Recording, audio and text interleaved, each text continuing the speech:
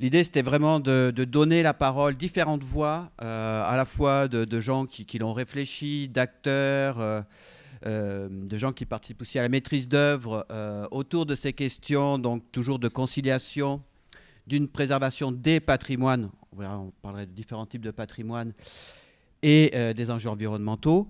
On va être bref, puisque je vais vous poser une question. Vous allez avoir d'abord 5 petites présentations rapides, et puis ensuite un temps long pour échanger avec vous. On commence de suite avec Arnaud Delajartre, qui est donc juriste, même s'il nous a dit qu'il n'aimait pas tout à fait le droit tout à l'heure, qui est enseignant-chercheur à l'Université d'Angers et qui a la double casquette d'être à la fois spécialiste du droit de l'urbanisme et du droit de l'environnement. Donc on ne pouvait pas rêver mieux pour commencer, pour un petit peu nous détricoter, nous présenter ce cadre juridique. Alors, dans une synthèse brève, bien sûr, mais sur la façon, quel équilibre juridique, au fond, on peut trouver entre des questions, les impératifs environnementaux, et les questions patrimoniales, au fond, dans le droit français. Donc, je laisse la parole. Bien. Merci beaucoup, Thomas. Merci à Nantes Métropole de m'avoir invité effectivement à évoquer quelques éléments. Alors effectivement, ça faisait un peu psychanalyste tout à l'heure. Je suis enseignant-chercheur en droit, mais j'aime pas le droit. Mais effectivement, parce que Monsieur Madec a parlé de voiture-balai finalement tout à l'heure à travers la législation. Donc, évidemment, j'ai tendance à considérer que forcément, ça n'est qu'un paramètre de régulation sociale parmi bien d'autres, et entre autres par rapport aux enjeux de médiation. Voilà, j'ai fini de me présenter. Alors, juste effectivement pour dire aussi un peu d'où je parle, c'est que donc je suis enseignant-chercheur, effectivement, droit de l'environnement, droit de l'urbanisme et droit du patrimoine.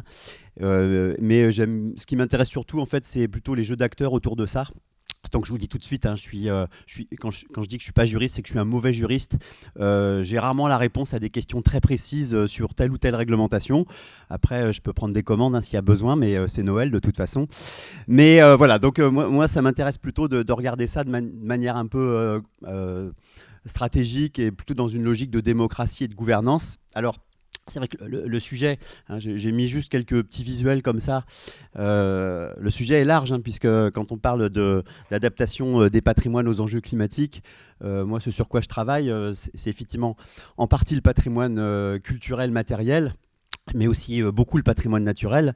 Donc le patrimoine culturel matériel, je le vois aussi évoluer à travers des commissions dans lesquelles on se retrouve, comme par exemple la CRPA Pays de la Loire ou dans la commission départementale des cités paysages. Mais ça m'intéresse aussi de travailler effectivement à cette échelle du paysage culturel, mais aussi du paysage naturel. Effectivement, j'interviens aussi par exemple au titre, je suis administrateur dans le conservatoire d'espaces naturels des Pays de la Loire. Voilà, c'est pas pour cette modeste carte de visite que je dis tout ça, c'est juste voilà, pour vous montrer un peu ce qui m'intéresse. Voilà, et donc derrière cette question de l'adaptation des patrimoines aux enjeux climatiques, évidemment un sujet qui a déjà été un peu abordé, et je pense qu'il est un sujet essentiel pour vous, c'est cette question du rapport entre le bâti, sa capacité à être plus économe en énergie, voire à produire de l'énergie par rapport donc à ces enjeux de dérèglement climatique et d'évolution du climat. Mais évidemment, c'est aussi à l'échelle du grand paysage que ça se joue, voire même vraiment à l'échelle du patrimoine naturel et de la protection de la biodiversité et de la protection de la nature, que ça se joue à l'extérieur de la ville ou à l'intérieur de la ville. Donc là, les visuels parlent d'eux-mêmes. Alors, on est à la croisée je ne vous l'apprends pas, je le sais, mais on est à la croisée vraiment de tout un tas de droits et de plusieurs codes. Les principaux qu'on peut citer, bien sûr, c'est le code de l'urbanisme, le code de l'environnement, le code du patrimoine, le code de la construction et de l'habitation, mais on pourrait en ajouter d'autres. C'est sûr qu'il y a vraiment beaucoup de législation et de réglementation qui viennent se mêler, s'hybrider sur ce rapport entre patrimoine et puis enjeux climatiques, avec quand même un code qui est un peu en tête de gondole sur le sujet, qui est le code de l'urbanisme. Parce qu'il est missionné, je ne vous l'apprends pas non plus, pour faire justement la synthèse d'intérêts généraux qui peuvent forcément se retrouver assez vite contradictoires. Et voilà, toute l'intelligence collective qu'on peut essayer de produire, inspirée par les propos de M. Madec, ça va être de créer un équilibre le plus fin, sûrement le plus circonstancié possible. Voilà, qui n'oublie pas qu'il y a bien des enjeux patrimoniaux qui peuvent être aussi du coup des enjeux identitaires. Derrière cette réponse, alors je crois que vous avez dit que vous n'aimez pas le mot contrainte, on parle aussi parfois d'injonction quand on voit les lois qui sont inscrites dans les différents codes. Bon, ce sont des données, hein, voilà, on peut aussi parler de ça, on peut parler d'enjeux d'intérêt général.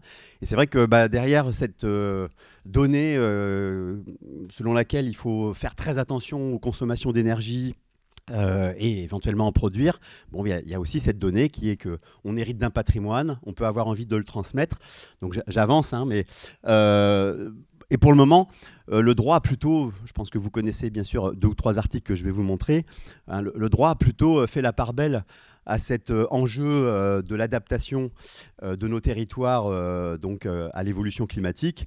Bon, ne cherchez pas à lire, hein, c'est des images, hein, c'est pas du texte, c'est une image qui rappelle que, bien sûr, par exemple, on peut déroger aux règles du PLU au motif justement de mettre en place des surélévations de toiture pour, bon ça c'est plutôt pour gagner de la place, des dispositifs de protection contre le rayonnement solaire, etc. Bon, en gros tout ce qui va pouvoir être fait pour essayer d'améliorer le confort thermique et éventuellement la performance énergétique, ça a plutôt le vent en poupe, mais pour aller assez vite, évidemment, vous l'avez vu déjà sur la diapo d'avant, il y a quand même une place qui est réservée au patrimoine, hein. Encore une fois, je sais que je ne vous l'apprends pas. Et cette place, hop, je sais que j'arrive déjà à la fin des 5 minutes, cette place, effectivement, on va la retrouver, par exemple, dans les possibilités de refuser des demandes de travaux permettant de répondre à ces enjeux d'isolation thermique et d'amélioration de la performance énergétique. Donc j'espère qu'on pourra en reparler après. On va pouvoir y déroger, enfin on va pouvoir refuser ces travaux si on est sur du patrimoine protégé. Alors le patrimoine protégé, hein, évidemment je ne peux pas rentrer dans tous les dispositifs, c'est celui qui est protégé d'abord et avant tout par l'État, je dirais de manière un peu régalienne ou en association avec les collectivités territoriales. Je pense bien sûr à certains dispositifs au sein des sites patrimoniaux remarquables. Puis bien sûr, c'est aussi le patrimoine qui est protégé, ça a déjà été évoqué, vraiment à part entière par la collectivité territoriale à travers ce que l'élu a appelé ce matin le pastillage à travers le plume. Derrière le pastillage, bon, c'est bien d'avoir une petite pastille. Il faut voir aussi le niveau de règles qu'on a évidemment derrière chaque élément identifié. Et donc, dans quelle mesure ça va permettre de justifier des refus de travaux parce qu'on veut plutôt protéger le patrimoine que tendre vers ces enjeux voilà, d'amélioration, par exemple, énergétique et thermique du bâtiment. Voilà, alors... Oui, il y avait une dernière... Bon, là, c'est vraiment des petits visuels hein, pour dire que, bien sûr, par rapport à ce que je viens d'évoquer, le PLU joue un rôle majeur parce que ce n'est pas l'État qui va protéger tous les éléments patrimoniaux de notre territoire national. Beaucoup de bâtiments sont des bâtiments d'intérêt local. Hein. À Nantes, par exemple, on sait très bien qu'il y a un certain nombre de ces bâtiments et que ça a été le cas d'ailleurs même des grues avant qu'elles soient inscrites monument historique. Bon, après, il y a des éléments d'inquiétude à avoir dans cette... conciliation qui n'est pas facile, que vous vivez tous les jours entre performance énergétique des éléments et protection du patrimoine. Il y a des éléments qui sont un peu inquiétants, c'est par exemple le fait qu'il soit de plus en plus compliqué soit de créer un site patrimonial remarquable, soit même d'étendre un périmètre de site patrimonial remarquable depuis la loi LCAP de 2016, hein, puisque finalement le gouvernement a procédé à une forte recentralisation du dispositif d'outils de ce type-là. Et puis, bon là, j'ai terminé par un peu de pub, hein, je suis désolé. Mais bon, accessoirement, cette conciliation, elle va être encore plus compliquée parce que, bien sûr, monsieur Batak a aussi parlé du zéro artificialisation net tout à l'heure en disant que si je parle sous votre contrôle, que vous adhériez pleinement, ce qui est aussi mon cas, mais bon, évidemment, de diminuer la consommation foncière par 2 d'ici 2031, puis bien sûr d'aller vers le zéro artificialisation net, ça veut dire qu'il va évidemment falloir accentuer encore plus la question du renouvellement urbain et de la reconstruction de la ville sur la ville. Et bon, il y a évidemment un risque que le patrimoine aussi culturel subisse ça, donc il y a une espèce de feu croisé qu'il va falloir bien gérer et esquiver entre ces enjeux climatiques et à travers tous ces PLU effectivement climatiques, bioclimatiques, et puis accessoirement donc maintenant le ZAN qui vient voilà, s'insérer dans cette tendance voilà, de conciliation entre enjeux énergétiques, enjeux climatiques et protection du patrimoine. Merci beaucoup. Justement, pour ce petit sprint, on va rentrer dans un détail du conseil, en fait, puisqu'on a Delphine Lenné, ensuite, qui est directrice du CAUE. Puis vous le savez, je ne l'ai pas redit, mais que cette table ronde a été montée en association entre la direction du patrimoine et de l'archéologie et le CAUE 44.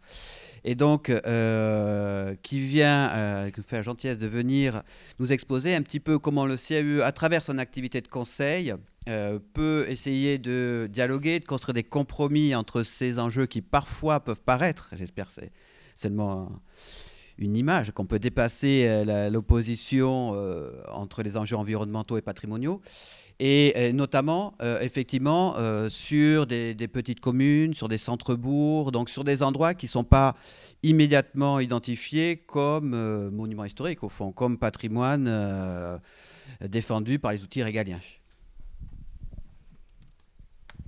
Merci pour cette question. Alors nous, c'est vrai que le CAUE, il a un terrain de jeu qui est le département.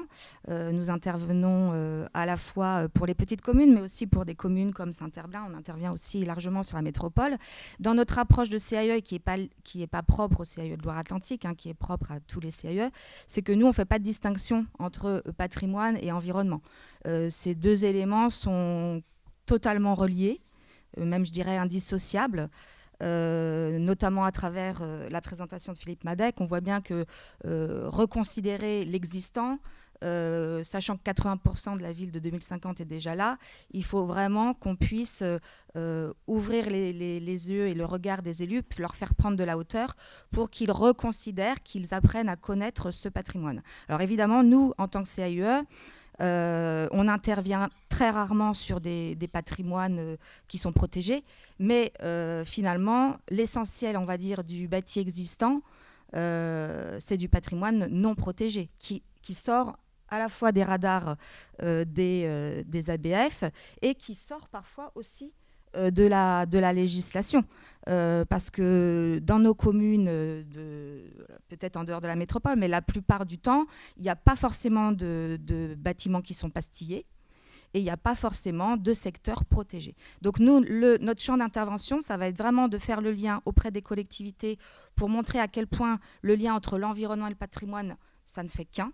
Voilà. Et de quelle manière on les aide à impulser des bonnes démarches.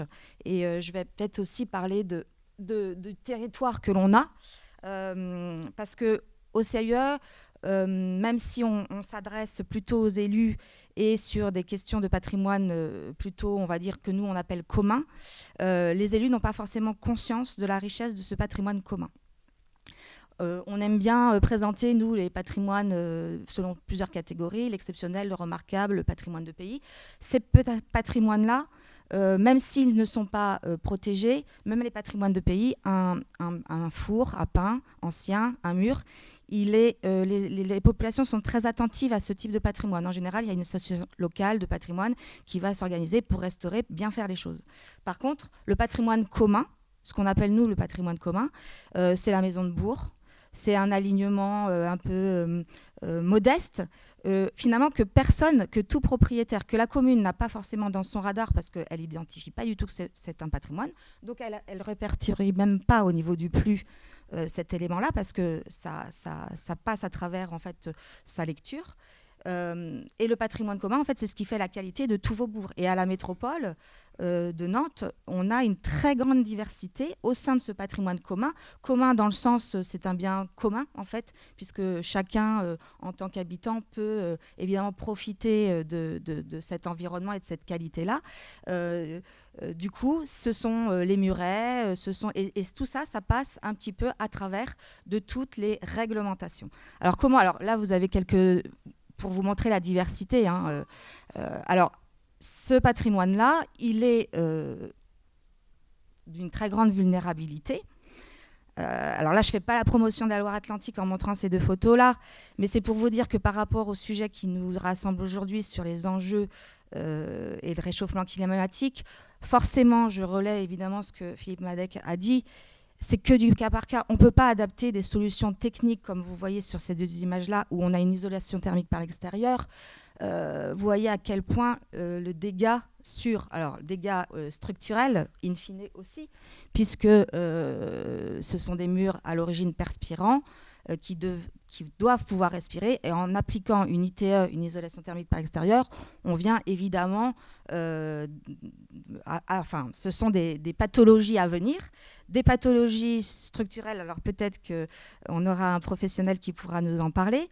Et puis aussi pour la santé de ses occupants, parce que des pathologies sur la santé, des problèmes de respiration, etc.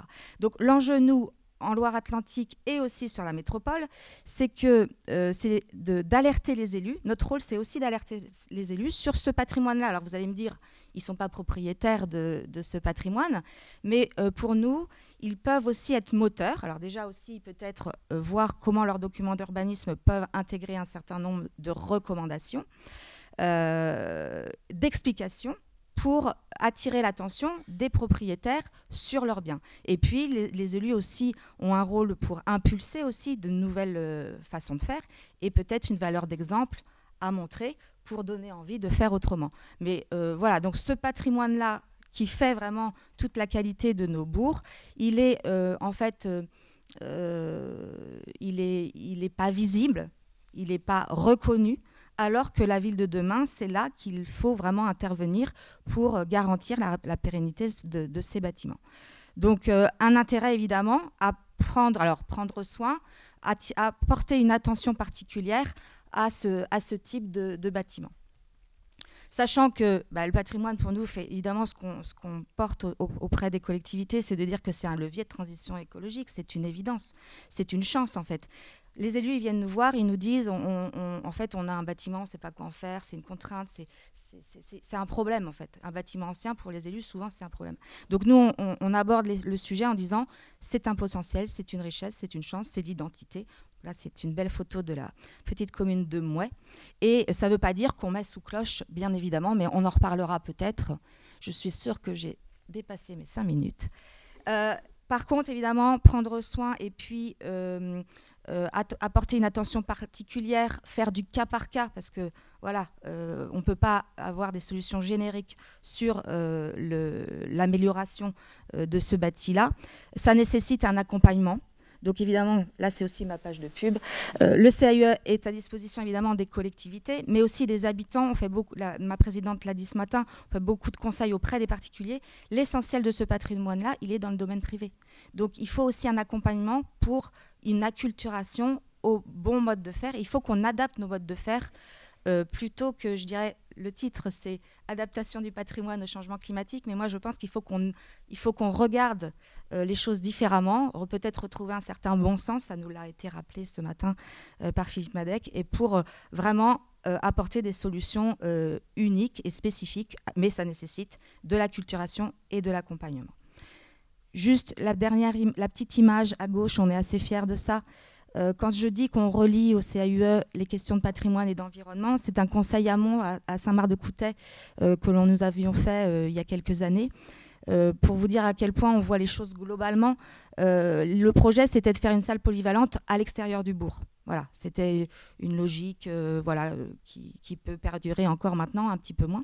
Et on a convaincu les élus de dire que leur salle polyvalente, ils pouvaient la faire en centralité, en réinvestissant un bâtiment ancien, en faisant une extension contemporaine. Ça ne veut pas dire justement qu'on fige et qu'il n'y a pas d'écriture contemporaine. Au contraire, l'écriture contemporaine va valoriser l'architecture ancienne. Et ça, c'est vraiment ce que l'on fait depuis maintenant bientôt 45 ans au CAUE de Loire-Atlantique, c'est de mêler les questions d'environnement et de patrimoine. Merci beaucoup Delphine. Effectivement, au fond, le patrimoine, c'est aussi l'architecture durable, qui dure dans le temps. On est d'accord et c'est ce qu'on défend. Et à ce propos, on avait besoin d'entendre la voix d'une architecte du patrimoine, donc avec Aurélie Capéja-Renard qui est ABF, à laquelle vous avez peut-être déjà eu affaire puisqu'elle s'occupe de Nantes Métropole hors ville de Nantes et membre de l'UDAP 44 et donc qui qui doit, par son examen, voir beaucoup de dossiers et voir justement comment articuler ces questions en faveur, au fond, de la qualité architecturale. Et c'était un petit peu la question que je voulais poser, c'est comment défendre cette qualité architecturale, cette conciliation, et notamment dans l'examen, plus précisément, des abords, en fait, hein, de tous ces dossiers qui arrivent et où l'ABF a donné son avis sur quelque chose qui pourrait paraître ce qui a été appelé le patrimoine commun, plus mineur, mais qui ne l'est pas. Alors, en tant qu'architecte des bâtiments de France, nous sommes confrontés presque quotidiennement à cette problématique de l'adaptabilité du patrimoine et de l'architecture à la transition énergétique. Et c'est vrai que depuis la loi Climat et Résilience de 2021, donc en lien avec le ministère de la Transition énergétique, on se doit de prendre davantage en compte ces nouvelles exigences d'amélioration thermique dans notre pratique d'accompagnement et d'instruction. Et nous, donc en fait, on travaille déjà sur cette conciliation des deux enjeux, donc l'énergétique et le patrimonial. Et en tant que garant de la qualité architecturale et paysagère de nos territoires, on doit avant tout veiller à ce que les modifications qui sont engendrées par ces travaux d'amélioration thermique s'intègrent harmonieusement dans les espaces protégés, donc dans lesquels on intervient, donc que ce soit les abords de monuments historiques ou les différents sites protégés. La grande problématique qu'on rencontre aujourd'hui vient surtout des fameux DPE, donc ces fameux diagnostics de performance énergétique, qui ont été imposés par l'État depuis cette fameuse loi et qui ne sont pas du tout adaptés aux bâtis anciens et souvent élaborés donc, avec des bureaux d'études thermiques qui ne prennent pas du tout en compte la composition architecturale d'un bâtiment. Et donc aujourd'hui, on se retrouve systématiquement à instruire des dossiers de demande d'amélioration thermique qui viennent uniquement, si je puis dire ainsi, cocher des cases de normes réglementaires. Donc les particuliers, les pétitionnaires qui viennent nous voir donc, avec leur projet d'amélioration thermique, souvent nous présentent ces solutions donc, proposées par les DPE. Donc pour citer quelques exemples, donc on l'a déjà dit, on a la fameuse ITE, donc cette isolation thermique par l'extérieur. Donc c'est cette jolie surépaisseur souvent en polystyrène qu'on vient appliquer en façade, avec souvent des baguettes d'angle en PVC. Dans le meilleur des cas, on a des finitions en enduit. Dans d'autres cas, on a des petits bardages en PVC qui viennent s'appliquer sur l'ITE et qui ne prennent pas du tout en compte la composition de la façade, qui viennent dissimuler les matériaux naturels, dissimuler les éventuels décors, les maux des natures, réduire, voire faire disparaître également les débords de toit.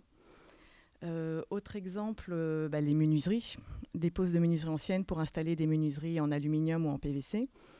Donc effectivement, le PVC est économique, mais il n'a rien d'écologique et il n'arrive pas du tout à reproduire les qualités esthétiques qu'on peut espérer avoir sur des menuiseries bois, sur du bâti ancien. Donc non seulement ces matériaux-là sont nocifs pour le bâti ancien, puisqu'en fait on vient appliquer des matériaux étanches et non respirants, confrontés donc à des matériaux existants qui ne sont pas du tout faits pour vieillir ensemble.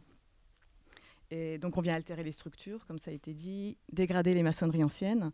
Mais en plus, toutes ces pratiques tendent vers une banalisation et un appauvrissement de tout ce qui fait le caractère vernaculaire de nos territoires. Donc leur richesse, leur qualité, et on tend ainsi vers une disparition progressive d'une grande partie de notre patrimoine bâti. Donc effectivement, il existe des exceptions dans cette fameuse loi Climat et Résilience, donc notamment sur les monuments historiques, sur le bâti ancien situé en abord. Mais malheureusement, la valorisation que l'on peut avoir, que l'on fait pour les particuliers qui engagent des travaux d'amélioration thermique par le biais d'aides financières, ne prend en compte uniquement les économies d'énergie et pas du tout l'aspect final que l'on peut avoir sur le bâti, et encore moins sa durée de vie. Alors qu'au contraire, il faudrait valoriser ces particuliers qui souhaitent rendre durable leur bâtiment en utilisant des matériaux adaptés, les matériaux locaux, les matériaux qui respirent. Sachant qu'aujourd'hui, le bâti ancien a fait suffisamment ses preuves pour qu'on puisse dire qu'il est durable, et donc qu'il participe de fait à la transition énergétique. Il a été conçu et pensé pour durer dans le temps, avec l'utilisation de ressources locales, matériaux locaux, matériaux qui respirent et matériaux naturels. Donc aujourd'hui, la bonne pratique à avoir, c'est avant tout une bonne compréhension de la composition architecturale d'un bâtiment pour pouvoir réussir à concilier ces deux enjeux énergétiques et architecturaux, et donc réussir à trouver les solutions les mieux adaptées à chacun de ces bâtiments. Donc ça a ses avantages à rechercher les techniques les plus compatibles. On augmente la durée de vie du bâtiment. On peut faire revivre des filières locales également en utilisant des matériaux locaux, et on utilise également des matériaux biosourcés qui récupèrent les qualités thermiques du bâti ancien. Donc nous, aujourd'hui, notre travail, ça repose surtout sur de l'accompagnement et de la pédagogie de ces particuliers vers une transition énergétique respectueuse du bâti et du patrimoine, ce qui n'est pas toujours compris. Il faut qu'on réussisse à sensibiliser et à convaincre les gens à cette démarche, ce qui n'est pas toujours facile. Par exemple, avant de valider une ITE, on leur proposera peut-être de vérifier l'isolation de leurs combles, puisque c'est quand même la partie où les déperditions thermiques sont les plus fortes. De vérifier, de sonder leur maçonnerie pour réussir à trouver l'isolation la plus adaptée à leur bâtiment, et de vérifier également, par exemple, l'étanchéité des menuiseries existantes avant de les déposer pour en installer des neuves. Donc évidemment, tout ce travail de pédagogie, on ne peut pas le faire seul. Il faut que ça s'accompagne également d'une reprise de toutes les techniques et les savoir-faire anciens et traditionnels que nombreuses entreprises ont perdu, puisqu'en fait, elles ne sont pas du tout emparées de ce sujet de l'amélioration thermique dans le bâti ancien. Et donc aujourd'hui, il faut refaire ce travail de dialogue et d'échange collégiaux avec tous les acteurs du bâtiment, les associations, donc avec le CAUE également, la CAPEB, pour réussir du coup cet enjeu de préservation du patrimoine et d'adaptabilité de l'architecture face à la transition énergétique et au changement climatique.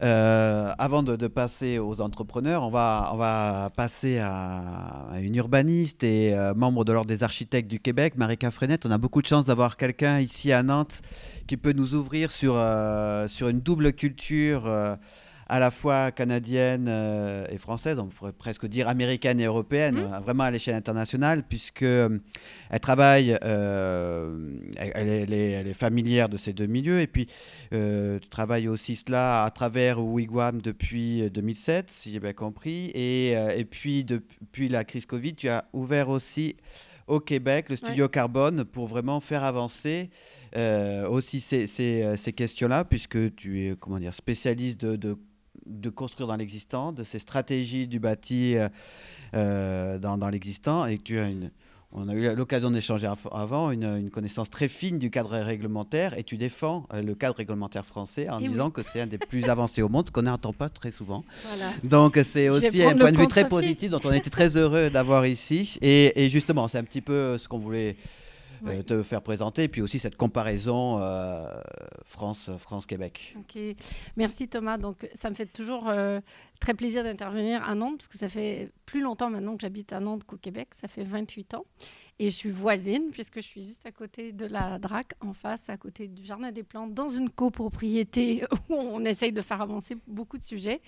Et c'est très drôle parce qu'on m'a invitée suite à une conférence que j'ai faite au Conseil du patrimoine à Montréal, où je parlais de l'avancée de la France. Donc c'est très intéressant de faire de l'économie circulaire.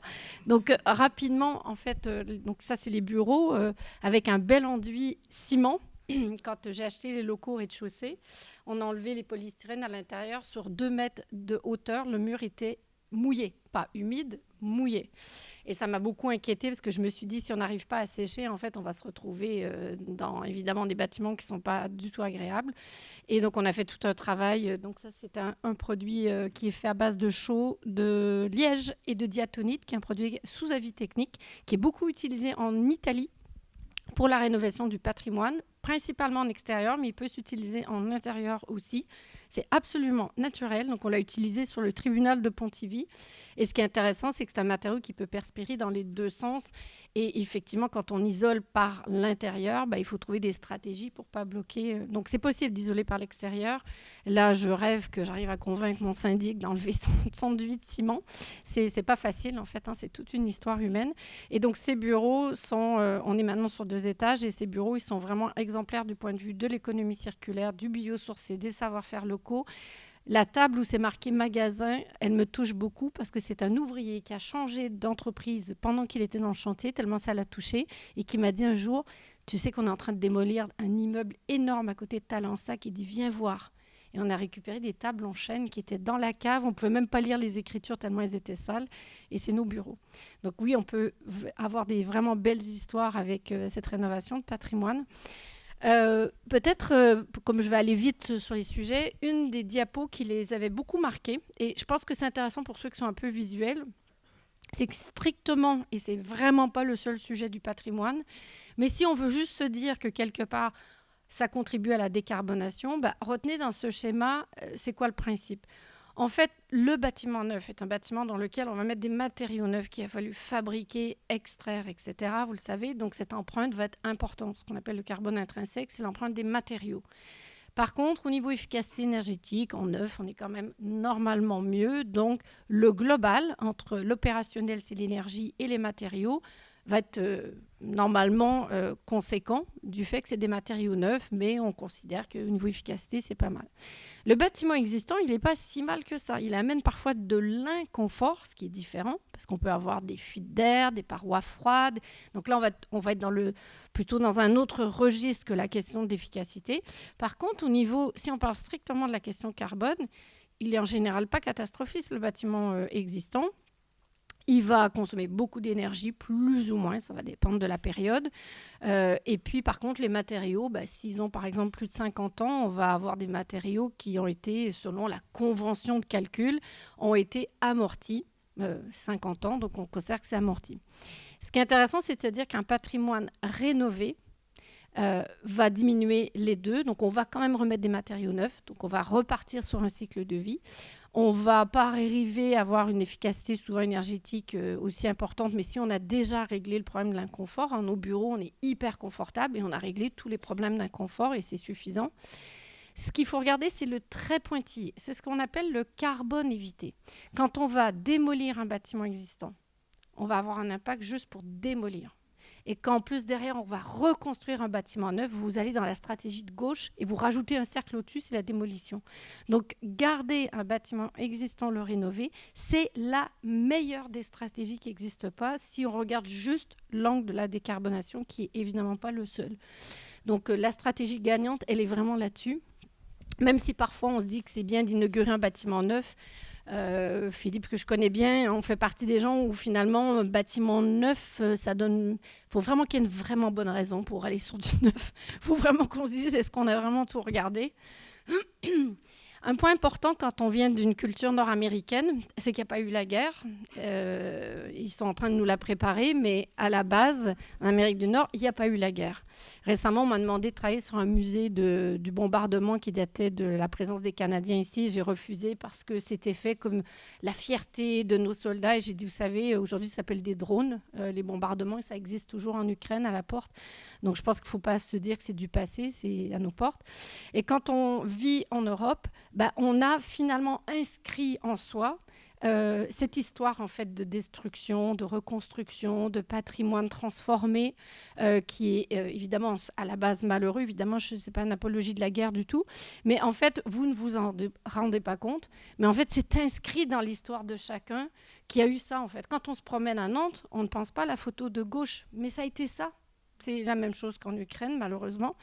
Et c'est fou pour moi de me dire, on a réussi à reconstruire. C'est fou de se dire que le courage humain, l'énergie, a réussi à reconstruire des villes derrière tout ça.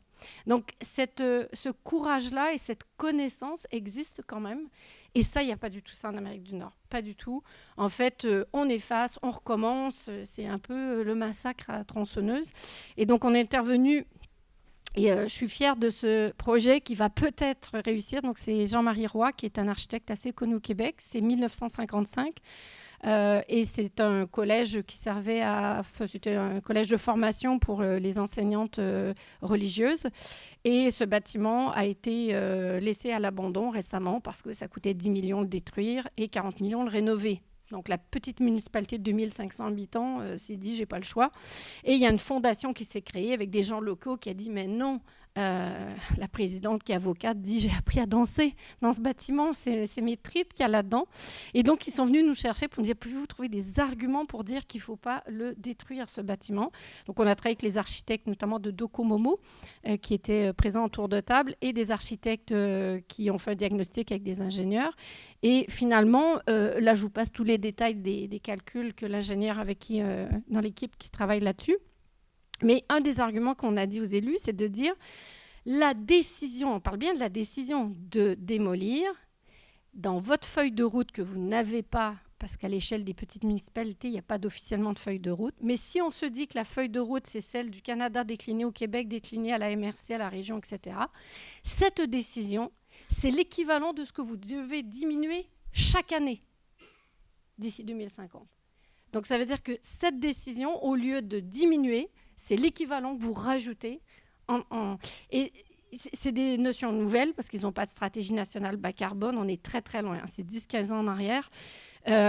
Mais c'est de se dire, des fois, de quantifier. Je suis architecte, donc ce n'est pas les chiffres qui me font vibrer. Mais je me suis rendu compte, à beaucoup côtoyer des ingénieurs dans l'équipe, que quand on sait se servir des chiffres pour raconter une histoire, ça aide. Et là, je peux vous dire que le maire, il s'est arrêté. Actuellement, après avoir signé pour démolir, ils ont fait marche arrière. C'est suspense. L'année prochaine, je vous raconterai ce qui va s'être passé. Alors, je les appelle comment? Nos lois magnifiques, les 4 fantastiques. Pourquoi? Parce que quand vous êtes à l'étranger, qu'il n'y a pas ces 4 fantastiques, vous passez la moitié de votre temps à dire que ce serait vraiment bien de rénover, que ce serait vraiment bien d'arrêter de s'étaler, que ce serait vraiment bien d'aller un petit peu plus loin quand on fait, par exemple, du neuf. Et en fait, on a cette chance. Alors, la réglementation, on peut dire qu'elle est balai, qu'elle n'est pas adaptée, elle est complexe. Je suis absolument d'accord. Mais on a quand même 4 dispositifs. Alors, rappelez-vous, ça a démarré surtout en 2016. Philippe et moi, dans le Grenelle de l'environnement, c'était un peu avant. Mais quelque part, en 2016, le lendemain de l'accord de Paris. 2016, il y a dû y avoir une excitation à l'État pour se dire on n'est pas tout à fait au niveau. Et tout d'un coup, en 2016, va apparaître plein de choses. Parfois pas au bon niveau, tout n'est pas parfait quand on essaye d'innover, mais je dirais que dans la pratique des professionnels de terrain, ça a quand même facilité beaucoup de choses d'avoir ces dispositifs. Ça aide à ne pas passer du temps à convaincre, ça aide à passer du temps à résoudre. Techniquement, il y a plein de sujets à résoudre. Donc, ces 4 dispositifs, aujourd'hui, le ministère de l'Environnement au Québec nous a demandé d'intervenir pour expliquer, par exemple, la loi AGEC. Vous imaginez, quand il n'y a pas de loi AGEC, il n'y a pas de filière, il n'y a pas d'obligation de faire des inventaires, il n'y a pas d'obligation de réemployer. Et donc, vous êtes pris avec des ressourceries pour les particuliers et ça ne peut pas marcher, en fait. Donc, ce changement de paradigme qu'amènent des lois, et donc j'ai fait intervenir une députée, Marjolaine, au Québec, sur le courage d'agir. Ça fait partie des députées aujourd'hui qui sont courageuses, qui a mis en place certaines des réglementations. Et elle a expliqué, oui, c'est pas simple au Parlement quand on veut avoir du courage politique.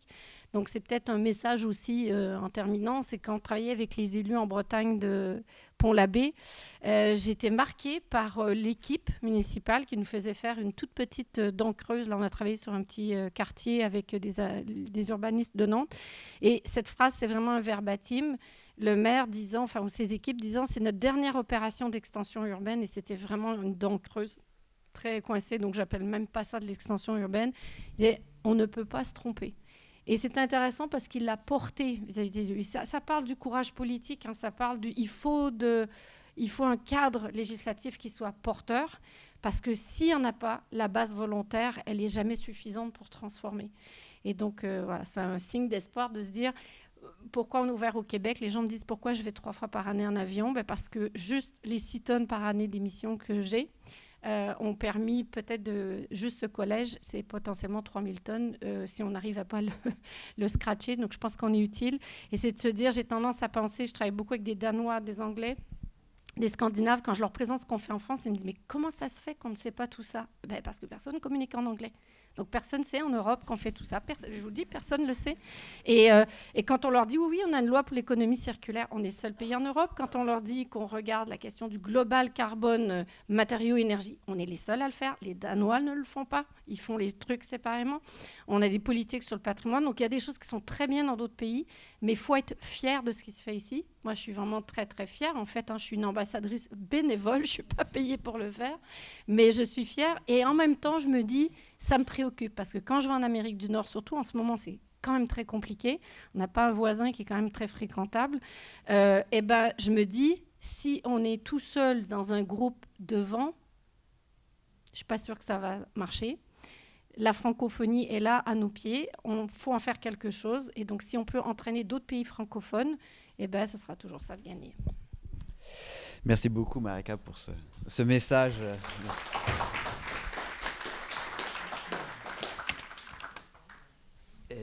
Et pour clore finalement ce premier tour de table ronde, on était étonné à cœur d'avoir finalement un homme du métier, de changer d'échelle et d'aller voir vraiment la question matériel au fond, de qu'est-ce que c'est que cette articulation patrimoine-environnement, avec Étienne Contenceau, qui est tailleur de pierre, qui gère une société de taille de pierre et qui est président de la commission régionale patrimoine de la CAPEB Pays de la Loire, et donc qui travaille ces questions tous les jours du point de vue technique. Tout à fait, merci.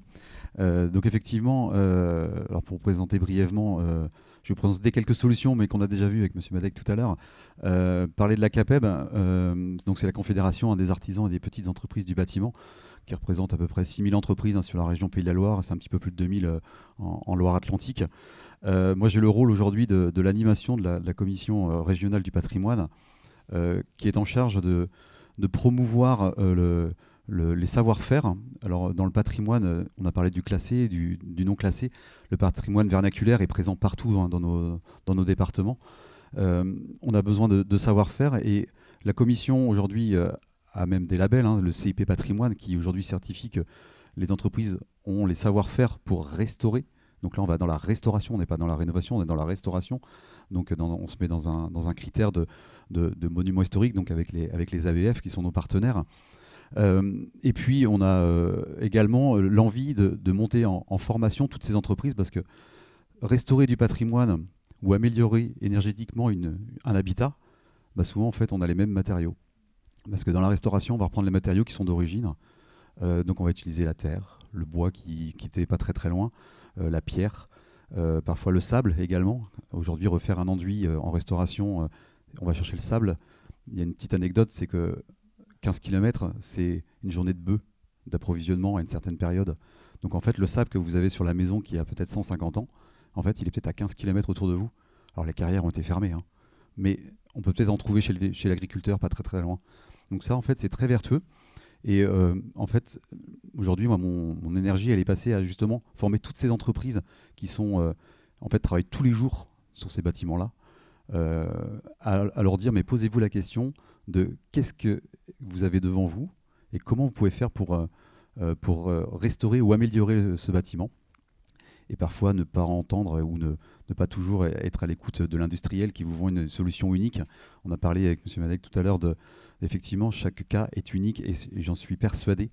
Il n'y a pas de solution globale pour la restauration de notre patrimoine, et du coup de la réhabilitation, rendre au patrimoine quelque chose de plus amélioré énergétiquement, avoir toujours cette sensation de pouvoir respirer, d'avoir des matériaux respirants, perspirants.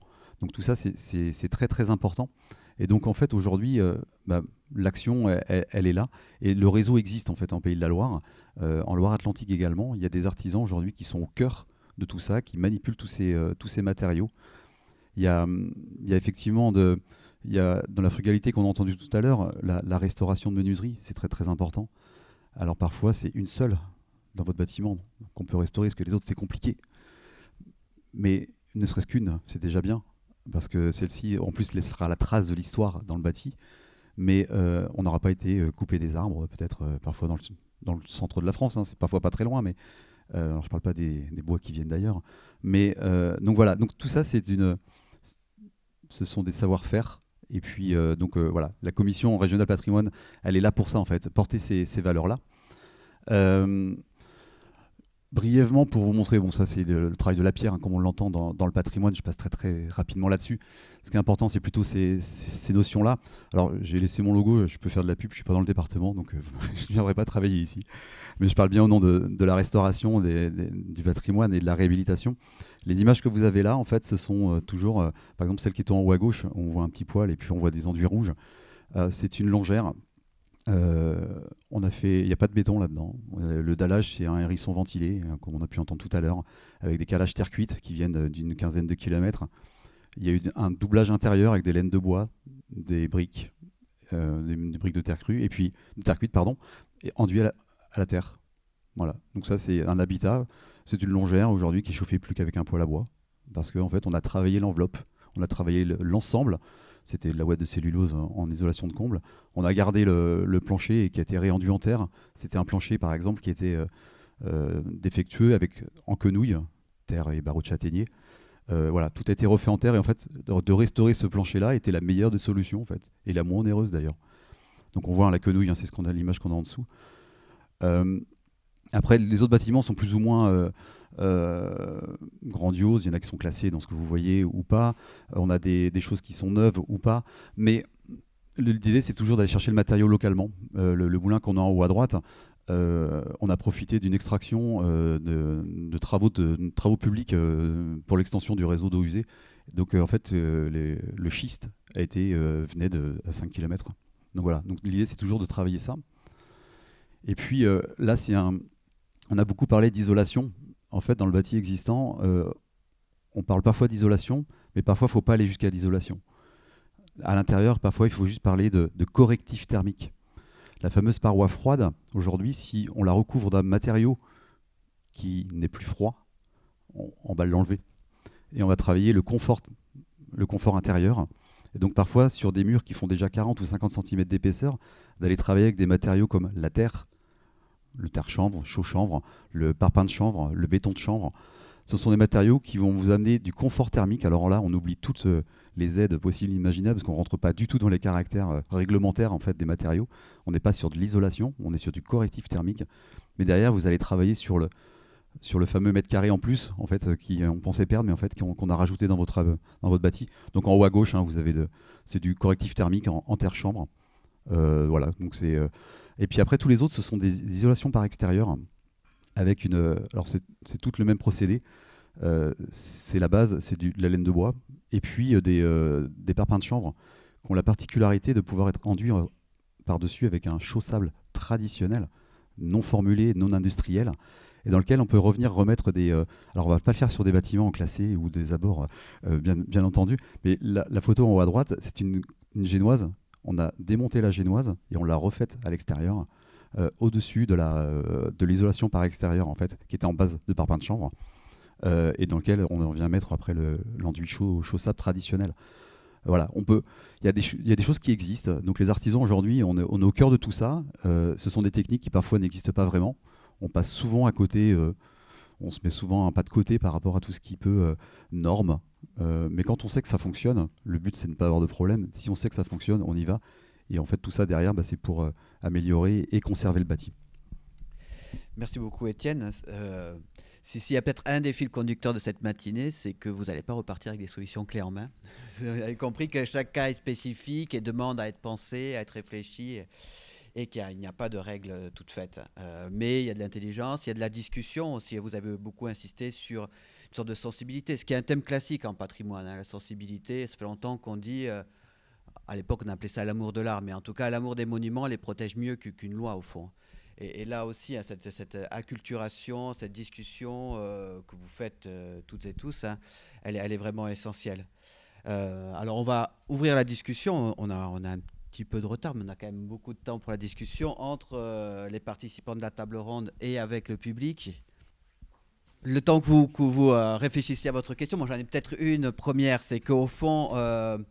on voit que ce fameux DPE, on aurait presque tendance à se tromper et penser que le c'est l'énergie, pas l'environnement, et que la question énergétique, parfois, est une sorte d'arbre qui cache la forêt, qui est presque aurait des effets pervers, au fond, puisque cette obsession énergétique, au fond, non seulement elle est très nuisible pour le climat, si on pense à l'ITE, mais en plus, d'un côté, si on pense vraiment bilan carbone ou impact environnemental, elle peut induire des solutions complètement erronées. Donc, comment faire pour vraiment marcher avoir différents piliers et ne pas avoir cette obsession énergétique qui ait des effets assez pervers? Alors en ce moment, on a quand même des discussions en cours au Sénat sur un DPE qui s'orienterait plutôt sur le bâti patrimonial. Donc pour l'instant, ça ne donne pas grand-chose.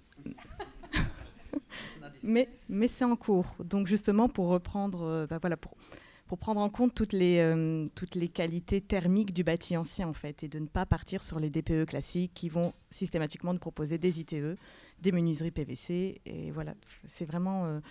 quand on a un bâti ancien aujourd'hui et qu'on fait appel au diagnostiqueur qui va venir nous élaborer le DPE pour mettre en vente la maison, on a toujours ces résultats-là. J'ai fait l'expérience, un bâti ancien qui est daté du 19e siècle. Pour améliorer votre DPE, mettez une ITE par l'extérieur, changez les menuiseries, mettez des volets roulants, mettez des menuiseries PVC.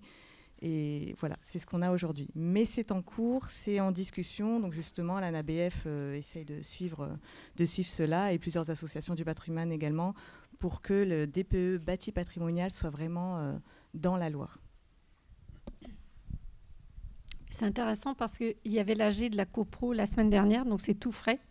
Et il y avait une des propriétaires justement qui dit « Oh, ben, j'ai fait faire mon DPE parce qu'elle va partir. » Et c'était pas si catastrophique que ça. Donc évidemment, les murs ils font 60 DP. C'est un immeuble multilogement, c'est pas une maison individuelle. Et donc elle était surprise d'être Et je lui ai expliqué, en fait, je lui ai dit « Mais en fait, viens dans les bureaux au rez-de-chaussée. On a fait de la correction thermique parce qu'il y avait de la paroi froide. On a changé les menuiseries en bois, en double vitrage, parce qu'effectivement, il faisait froid en simple vitrage, ça obligeait. Et c'est largement suffisant pour pouvoir amener du confort, une consommation qui est raisonnable. Il nous reste la chaudière au gaz à changer, parce qu'elle avait que 10 ans. Et je m'étais dit, c'est dommage de remplacer quelque chose qui est fait pour rester plus longtemps. Mais à mon avis, on peut améliorer. Mais en fait, le constat, et j'en parlais tout à l'heure là, sur les copros, c'est que les syndics de copros n'ont pas de connaissances en fait, techniques. C'est des pauvres jeunes qui sortent de l'école de promotion immobilière, qui se font manger tout cru par des AG où tout le monde est remonté. Et donc, en fait, on passe à côté du sujet parce que personne n'y comprend rien. Nous, on arrive comme copropriétaires, non pas comme sachants, on n'est pas mandatés. Et on fait quand même, on pousse à ce qu'il y ait eu des bilans avec des architectes du patrimoine, mais le niveau de discussion qu'il y a dans une AG de copro, on est très, très, très loin du sujet, en fait. L'argent mis en commun, c'est 5%. Ça nous fait un budget, vous regarderez l'immeuble en face, on a un budget de 4 500 € depuis 3 ans pour la rénovation énergétique. Autant dire que je préférais que d'office, ça soit 15% pour déjà... parce que dans la réalité, dans l'immeuble, personne n'est à la rue. Ce sont des gens qui ont pu acheter près de la gare. Donc, effectivement, il y a un mélange de plein de choses. C'est très bien parce que finalement, en gros, là, le sujet n'est pas de se dire que l'immeuble ancien doit être au même niveau, par exemple, qu'un neuf, puisqu'il a complètement d'autres caractéristiques physiques, en fait. Donc, oui, tant mieux.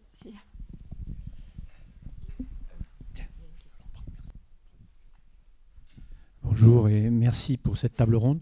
Gabriel François David, je suis à Patrimoine Environnement et je voulais évoquer le fait qu'en France, on est toujours tenu par certaines normes, justement. Il se trouve qu'en 2018 sont sortis, après des années de travail, avec le ministère de la Culture et l'AFNOR, des normes volontaires de restauration du patrimoine mobilier et immobilier. Et le problème, c'est que ces normes, elles arrivent parfois à la DRAC, quelquefois à l'UDAP, j'espère au CAE, mais en fait, elles ne sont pas connues. Parmi toutes ces normes, il y a des glossaires, il y a des choses sur la pierre naturelle. Et il y en a une qui concerne justement comment restaurer du patrimoine bâti en y mettant de l'amélioration thermique, mais en respectant les caractéristiques de bâti avec toute une méthode de diagnostic et d'amélioration. Donc cette norme, comme elle est payante puisqu'elle est à l'AFNOR, beaucoup de services ne l'ont pas, alors que si on l'avait dans les services techniques, y compris dans ceux qui sont prescripteurs, on avancerait beaucoup. Vous pouvez trouver ces références sur les normes sur le ministère de la Culture. Une autre question ? Mais ce n'est pas une question, c'est pour aller dans le sens de ce que Marika nous racontait sur la dimension exemplaire de la France. Depuis 2 ans et demi à peu près, à Amsterdam, donc en Hollande, il y a un programme d'exposition qui parle de l'engagement de l'Île-de-France sur tout ce qui est biosourcé, mais qui s'appuie bien sûr exactement sur ce que tu as raconté, Marika, sur une politique qui est une politique nationale. Et depuis hier, il y a un site accessible qui s'appelle parisbiobased.eu et qui est un site fait par les Hollandais et qui ne présente que des projets éco-conçus biobased en Ile-de-France. Voilà, parisbiobased.eu. Bonjour, Christophe Loeb, je suis à la Fondation du Patrimoine. Préalablement, j'étais directeur d'une entreprise de restauration de monuments historiques, l'entreprise Lefebvre. C'est pas vraiment une question, mais un des sujets à laquelle on est confronté en tant qu'entrepreneur, c'est souvent l'idée de pierre vue. Parce que les gens, ils sont arrivés, ils ont acheté un commun avec les belles pierres apparentes. Et comme on peut le voir d'ailleurs sur les photos qu'on a derrière nous, le bâti ancien, à part peut-être au Moyen-Âge, était fait pour être enduit, des bons enduits à la chaux, alors d'une épaisseur assez faible parce que ça coûtait cher à l'époque, mais faire comprendre à des gens que l'enduit pierre vue, c'est un problème qui risque d'apporter des problèmes à l'entreprise comme aux clients, parce que le jour où il y a une infiltration et que l'expert est là, lui, il ne veut pas savoir, il connaît les DTU, il ne connaît pas autre chose. Donc, il vous parle de plusieurs centimètres d'épaisseur, ce qu'on essaie déjà d'éviter. Donc là, c'est un sujet, je pense, qui est parfois compliqué. Alors, on est encore dans l'explication, la négociation, mais je ne sais pas ce que vous en pensez, c'est quand même un sujet important. Bon, effectivement, hein, c'est un domaine que je connais plutôt très bien. Alors historiquement, hein, si on se remet dans l'histoire, c'était très compliqué d'aller faire de la chaux, donc enduire nos bâtiments. Donc les anciens le faisaient que là où c'était important de le faire, c'était dans leur habitat.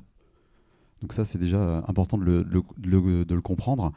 Et s'ils le faisaient, c'est parce qu'en fait, ça empêchait l'humidité de rentrer dans le mur, donc d'avoir un mur froid, donc d'avoir froid à l'intérieur. Voilà, donc c'est pour ça qu'ils le faisaient. Et quand on voit des murs en pierre vue actuellement, c'est qu'en fait, c'est juste que l'enduit il est usé. Donc quand on refait un enduit, on dit qu'on refait notre façade avec un enduit pierre vue, en fait, vous refaites un enduit neuf en ayant déjà une centaine d'années d'existence. Donc et ça ne vaut pas plus cher de le faire en enduit plein. Hein. Donc en fait, vous payez quelque chose de neuf, mais qui a déjà plus de 100 ans. La problématique, elle arrive souvent sur des bâtiments un peu annexes, hein, où on a réaménager des bâtiments qui n'étaient pas, eux, enduits au préalable. Donc des granges, on a aménagé pour faire de l'habitat ou des annexes de maisons d'habitation. Et c'est vrai que là, la question se pose beaucoup parce qu'on a changé, on a changé complètement l'usage, en fait. Alors c'est souvent là où on est, souvent si on est protégé ou pas, je pourrais laisser la parole après à notre architecte de bâtiments de France, mais voilà, c'est souvent là où se pose le problème parce qu'en fait, on a toujours connu cette grange non enduite. Mais par contre, de ne pas l'enduire, vous allez avoir un mur plus froid. Parce qu'il sera humide, parce qu'à chaque joint, vous imaginez qu'il y a une petite fissure et l'eau peut rentrer à l'intérieur. Donc voilà.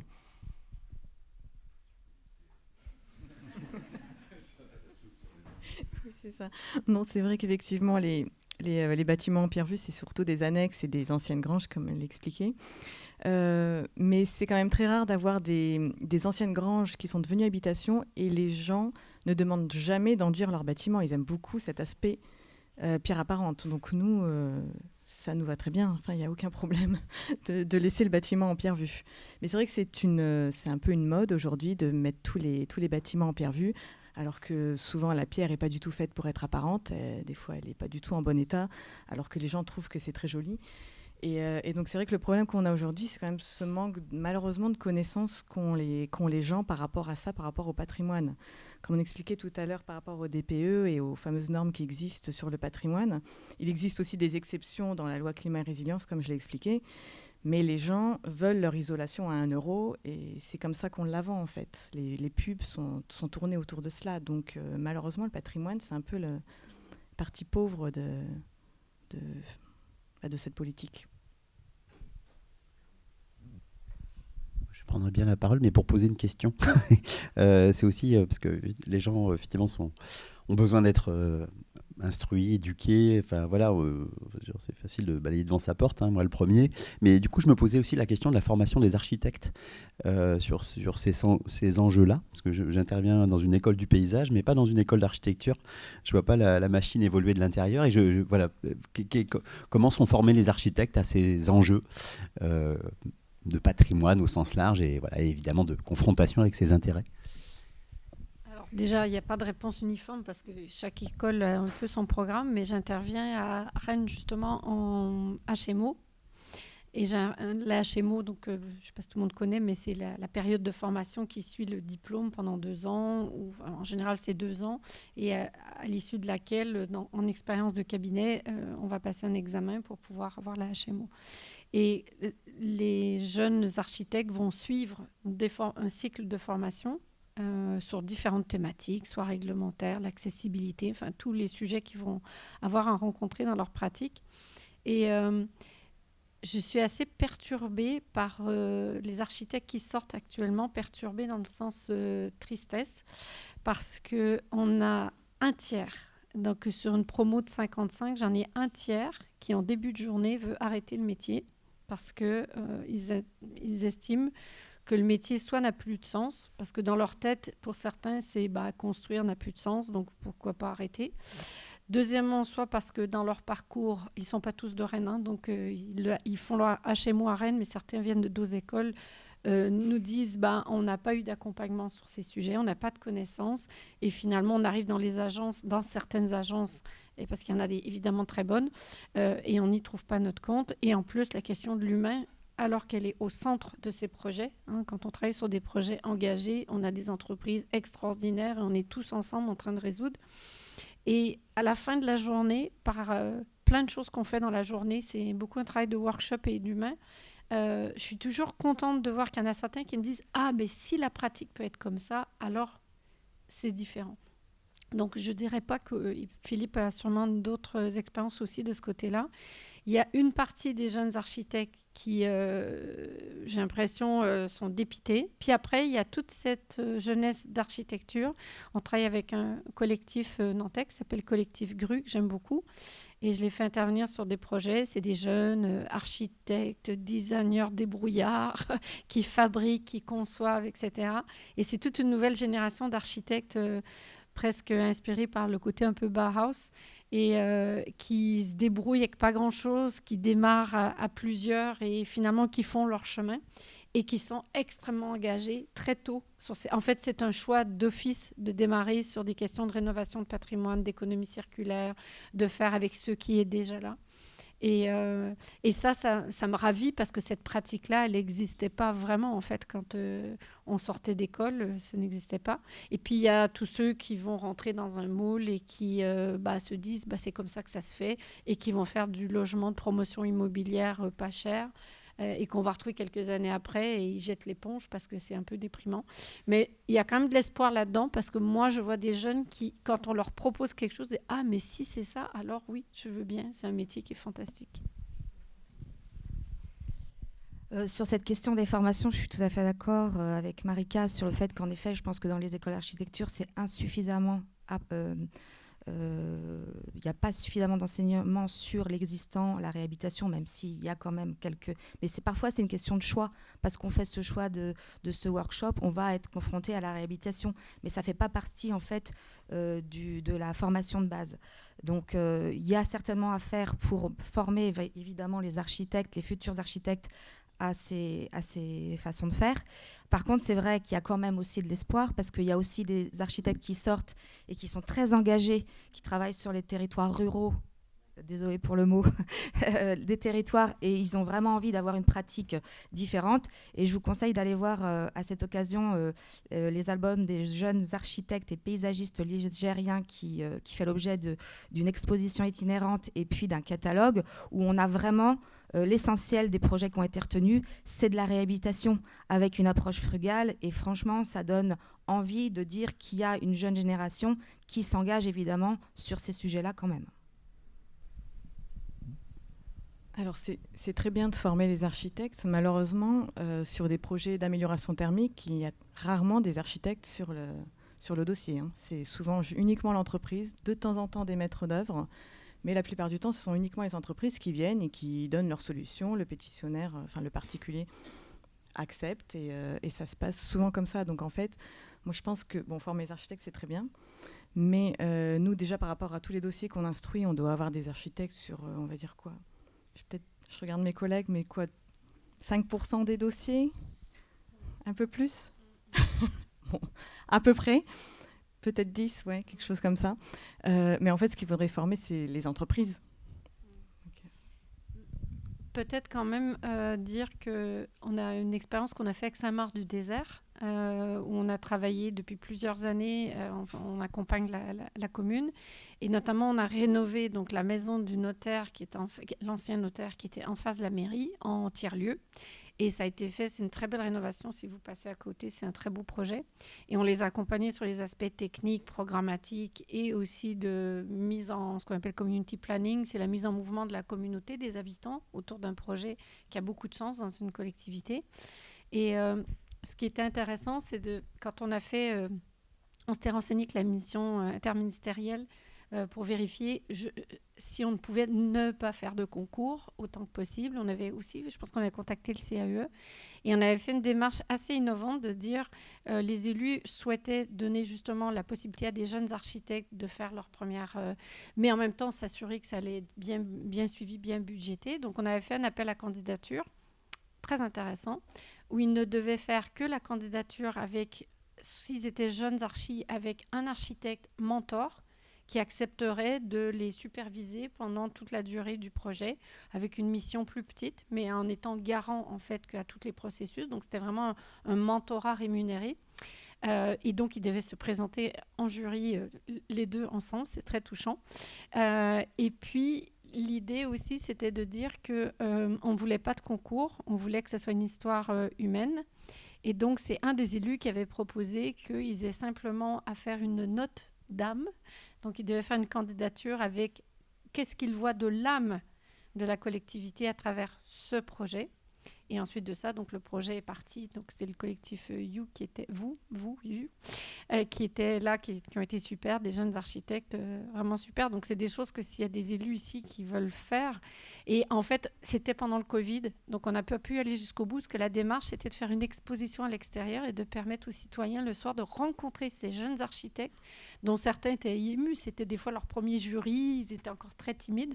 Et de venir les rencontrer pour qu'ils voient qu'un architecte, ce n'est pas quelqu'un d'inaccessible, nécessairement super bling-bling, et qu'au contraire, l'architecte, il vient souvent avec ses artisans, etc. Ouais, effectivement, je peux rajouter un petit mot là-dessus. C'est vrai que nous, les artisans, on se retrouve très très régulièrement confrontés à cette problématique. On est seul, en fait, le client vient directement nous voir. Alors c'est vraiment ça, hein, en fait, le travail de la CAPEB aujourd'hui, c'est de promouvoir et de monter en compétence toutes ces entreprises. Il y a eu des labels de créer, par exemple, il y a eu les éco-artisans. C'était une montée en compétence de toutes les entreprises à l'époque pour qu'ils prennent conscience qu'ils ne travaillaient pas seuls sur un chantier, mais qu'il y avait d'autres corps d'État autour d'eux pour apporter des solutions qui soient plutôt globales, en tout cas dans leur action. Les labels, c'est comme les lois, c'est la voiture balai. C'est-à-dire que c'est le minimum de ce qu'on doit faire. Après, il y a d'autres réseaux qui existent aussi en parallèle. Je peux en parler, j'en fais partie. Ecobat, qui est assez présent dans le secteur et dans la région. Voilà, où là, par contre, la formation et en tout cas la montée en compétence, elle est plutôt sur les matériaux biosourcés. Donc vous allez avoir des entreprises qui, par exemple, ont l'habitude de travailler ce genre de matériaux, alors qu'ils ne sont pas forcément formés dans le patrimoine, mais qui ont cette caractéristique quand même d'être formés sur les matériaux biosourcés. Donc en fait, souvent, il faut multiplier les réseaux pour avoir en fait des entreprises qui, quand elles sont un petit peu dans ces réseaux parallèles qui s'entrecroisent, en fait, vous avez des gens qui deviennent compétents et dans le patrimoine, et dans la réhabilitation énergétique, et dans le matériau biosourcé. Donc voilà, donc c'est souvent en fait ce qu'il faut aller voir. Et puis moi, ce que j'aime bien dire, c'est que les architectes, on les aime bien parce que quand on travaille ensemble, en fait, on arrive à faire des belles réalisations. On n'est pas dans la verticalité, on est souvent dans l'horizontalité. Tout le monde a des bonnes compétences et l'intérêt, c'est que tout le monde travaille dans son secteur. Et souvent, c'est des projets qui vont beaucoup plus loin quand on arrive à travailler ensemble. Rebonjour, donc Hugo Vincent de Pouget Consultant. Pour rebondir sur justement cette dernière réponse, une des solutions qu'en tout cas Pouget on a préconisé et qui fonctionne plutôt bien à Rennes, c'est justement de créer des échanges, parce que Madame Capéja disait justement les DPE, les diagnostiqueurs ne sont pas formés, c'est vrai, et ce qui marchera, c'est de faire que les gens se parlent entre eux dans les différents corps de métier, même si je noterais qu'aujourd'hui ça me surprend un petit peu en tant que diagnostiqueur et autre un bureau d'études, mais qui n'est pas de diagnostiqueur aujourd'hui autour de votre table ronde. Ceci dit, ce qui a bien marché à Rennes, c'est qu'on a accompagné ABF, politique, entreprise et bureau d'études sur place, et c'est en faisant qu'ils discutent qu'on a pu accorder les mentalités parce que entre l'ABF, la ville, l'entreprise et les copropriétaires, ils auront des avis très différents, et c'est comme ça que ça marchera. Et là, pour ça, je reviens sur la dernière réponse, c'est que forcément, quand les artisans sont accompagnés par un architecte, ça marche mieux. Quand il y a l'ABF qui arrive, ça marche encore mieux. Quand il y a le client qui est aussi d'accord, ça c'est super. Mais voilà, et c'est de ce que j'en sais, c'est que cette procédure a bien marché à Rennes et qu'elle est en train de se répliquer dans d'autres villes de France, parce que un système ne peut pas fonctionner sur toutes les villes pareil. Mais en tout cas, il faut créer de l'échange, et vraiment, c'est là-dessus qu'il faut vraiment insister, c'est que justement, les ABF puissent expliquer à ceux qui pratiquent sur le terrain, parce qu'effectivement, un diagnostiqueur, il n'est pas formé du tout bâti ancien. Et même pour préciser, je crois que là, l'idée, en tout cas, qu'on préconise, c'est pas tant d'avoir un DPE bâti ancien, ce serait même d'avoir plutôt une mention comme il y a la mention bâti collectif et une mention bâti ancien, parce qu'effectivement, ce n'est pas des savoirs qu'ils savent en sortie de formation, mais il faut transmettre, former, mais surtout faire que les gens dans le droit et dans le bâti ancien puissent communiquer entre eux, quoi. Effectivement, je prends juste, puis je vous passe la parole après, mais effectivement, et ce qui est très important, c'est de le faire en amont du projet, et pas de rassembler les personnes au moment où on commence, parce que là c'est beaucoup trop tard, et c'est vrai que les discussions elles sont importantes, mais vraiment en amont il faut oublier personne, parce que ça fonctionne bien. Après le DPE est tellement sur la norme, et en tout cas sur une réponse très c'est vraiment très, très ciblé comme effectivement, mais souvent par exemple le label éco-artisan, on était formé à l'utilisation de logiciels pour faire en tout cas notre propre analyse du bâtiment. Donc vous voyez, en fait, un petit peu partout, on y arrive. Je sais qu'en Maine-et-Loire, Gabriel Tucat-Bourgard, je ne sais pas si c'est votre cas, mais qui est l'ABF en Maine-et-Loire, il est diagnostiqueur. Il est allé se former pour justement comprendre comment ça fonctionnait et pour pouvoir répondre derrière. Voilà, il est allé, alors je ne sais pas si c'est peut-être votre cas, mais voilà, il y a plusieurs réponses possibles, effectivement. Ouais. Non, je voulais juste insister, en effet, ça a été dit, mais pour insister sur la question de l'enjeu d'accompagnement. Chacun à notre niveau, voilà, les projets ils ne sont pas toujours avec toutes les personnes autour de la table, mais il y a un enjeu d'accompagnement énorme. Je pense vraiment que les élus ont ce rôle de montrer l'exemple et d'impulser, et le travail que l'on fait avec la DEPARC, c'est aussi ça, aujourd'hui, pendant cette journée, c'est de montrer qu'ils ont aussi un rôle à jouer pour entraîner les habitants, parce qu'il y a un défaut de connaissance. Nous, quand on a les particuliers en permanence, qu'ils arrivent avec des solutions toutes faites, en fait, ils veulent pas mal faire, mais c'est qu'ils savent pas, en fait, ils savent pas.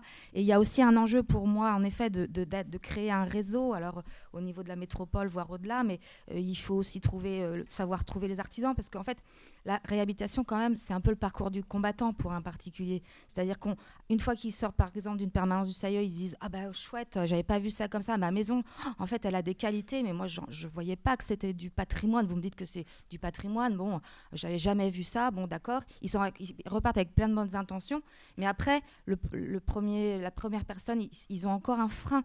Donc, il faut vraiment qu'on puisse faciliter ce parcours-là.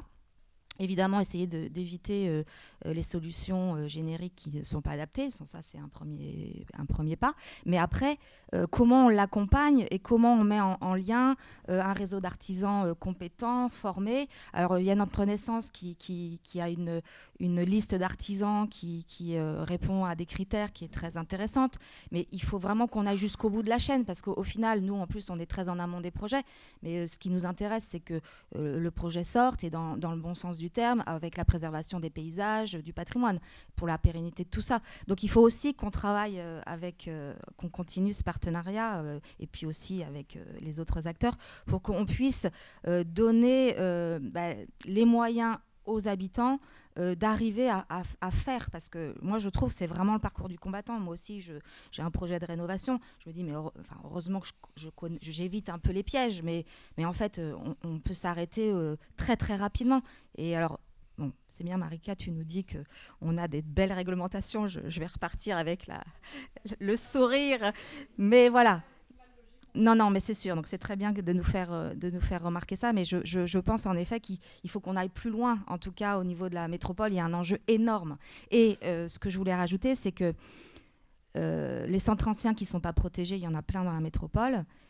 C'est le lieu de prédilection du renouvellement urbain où parfois on dit « Non, mais